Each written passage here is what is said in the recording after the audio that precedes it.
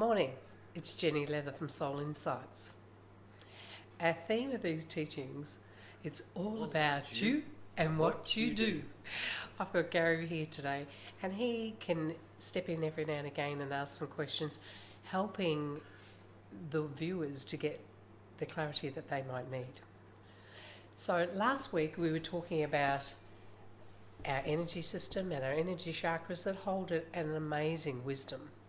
The first, second and third chakra is teaching us a lot about the physical journey that we're playing in. And it's an amazing journey because it'll always show us two aspects of everything.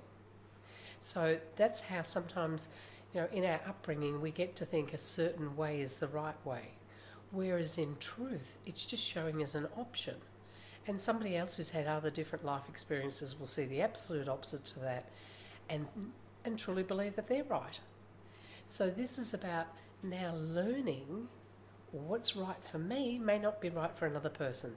So that's where the topic of forgiveness comes in. What you believe to be right is right for you, but what another believes is right is due to their life experiences. So the next upgrade of learning comes from, how does what happened have you feel?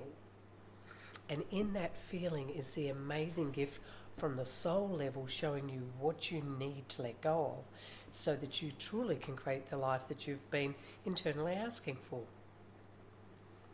What if I'm always right? Well, Gary just mentioned, what if I'm always right? That's an interesting concept because in truth, you're right for you, but you may not be right for another person. So especially if you're looking at this topic of forgiveness, if you always need to be right, you may find you have very few friends because not everyone's going to have the same view of life as you, and neither are they meant to. What if you don't ask? I mean, you're in that physical ego mind, and how do I know what my soul really wants?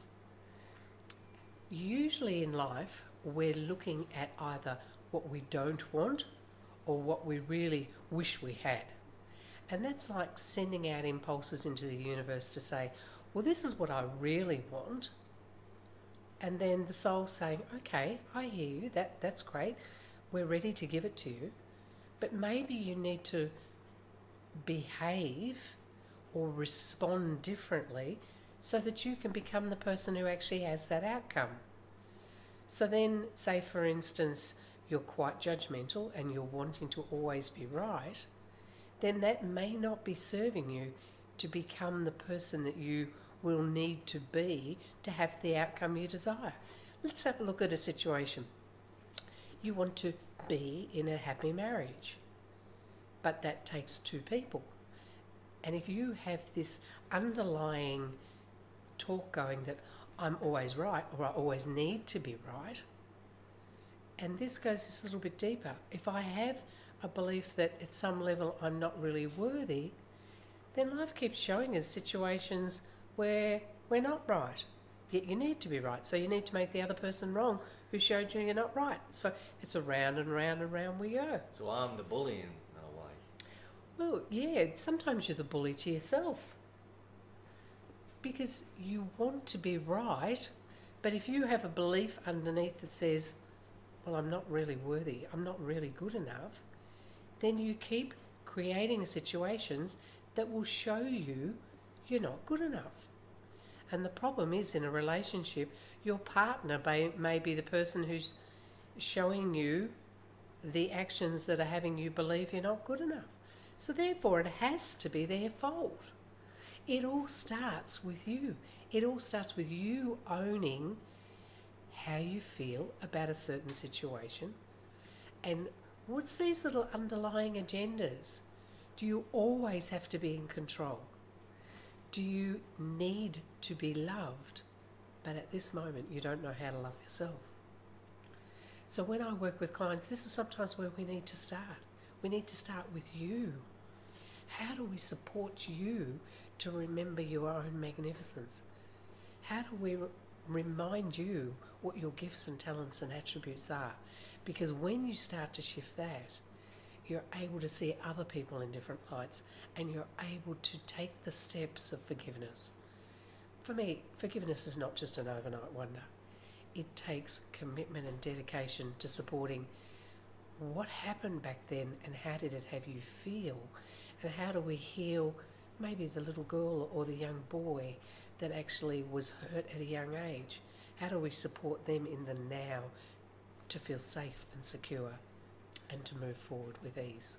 So will my thoughts in 1, 2 and 3 be different to the thoughts in 5, 6 and 7? Beautiful question. Gary just said, will the thoughts coming out of 1, 2 and 3 thinking be different than the thoughts in 5, 6 and 7? And absolutely. In 1, 2 and 3, our thought patterns come from the need to be right, the need to be in control, the need to be safe and secure. The thoughts in 4, 5, 6 and 7 support us to go inside and understand something's happening that's supporting me to heal from the inside. There's just this level of knowing that there's something that I don't yet quite understand that I'm ready and open to learn about. So at level 4, 5, 6 and 7, am I coming more from my soul's purpose? Absolutely. Gary just said at 4, 5, 6 and 7, are we coming from the level of the soul? We're kind of in a junior soul level.